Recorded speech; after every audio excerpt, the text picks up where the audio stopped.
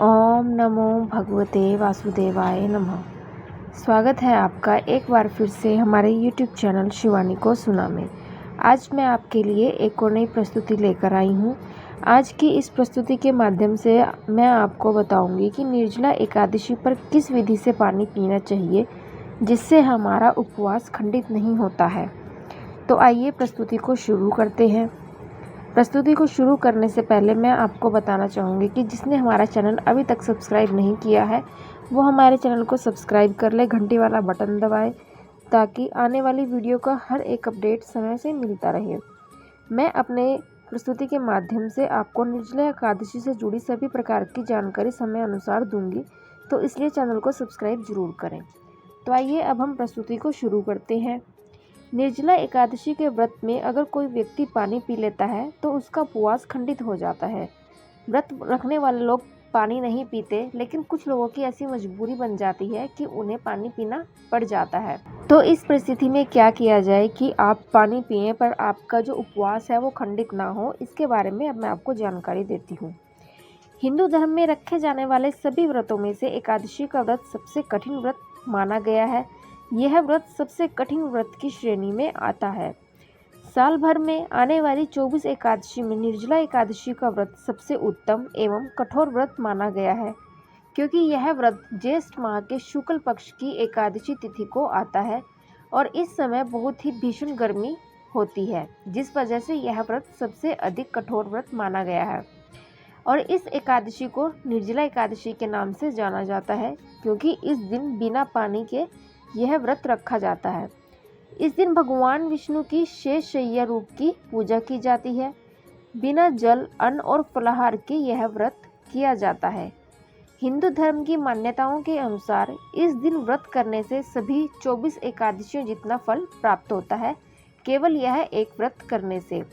इस व्रत को सबसे पहले कुंती पुत्र भीम ने किया था, तभी से निर्जला एकादशी का व्रत रखा जा रहा है। इस वर्ष निर्जला एकादशी का व्रत 31 मई 2023 को रखा जाएगा। निर्जला एकादशी पर पानी पीना भी वर्जित होता है, लेकिन गर्मी के कारण अक्सर बहुत से लोग प्यास लगने पर पानी पी लेते हैं, जिससे उनका व्रत खंडित हो जाता है। ऐसे में मैं आपको बताऊंगी कि किस तरह से निर्जला एकादशी का व्रत में पानी पिएं, जिससे आपका व्रत खंडित नहीं होगा और आपकी प्यास भी बुझ जाएगी।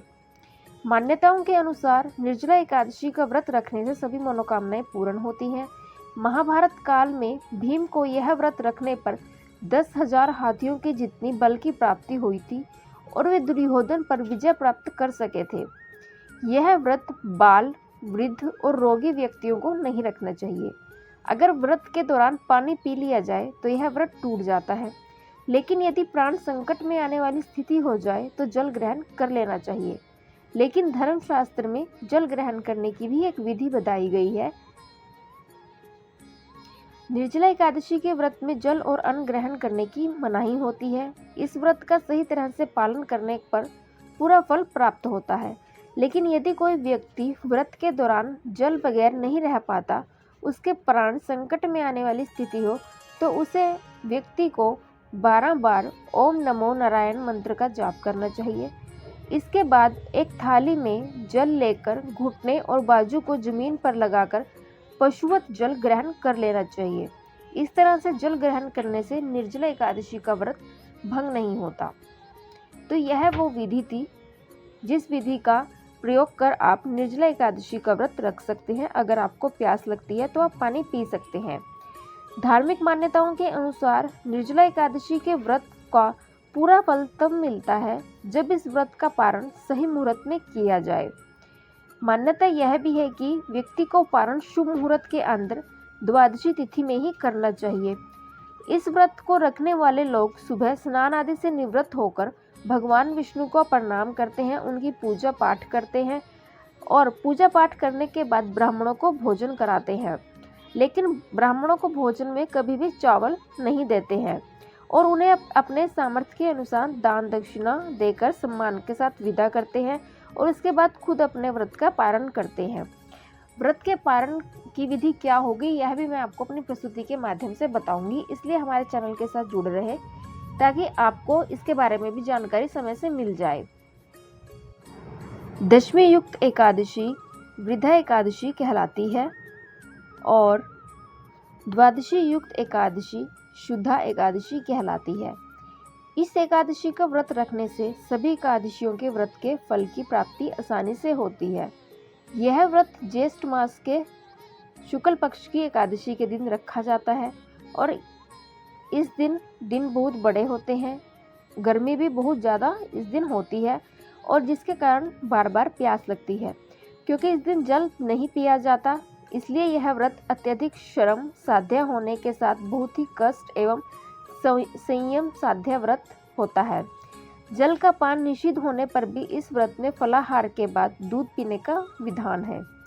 इस दिन व्रत करने वाले को चाहिए कि वह जल से कलश को भरे, उस पर सफेद वस्त्र से ढककर रखे, उसके ऊपर शक्कर तथा दक्षिणा रखकर ब्राह्मण को जल का दान जरूर करे।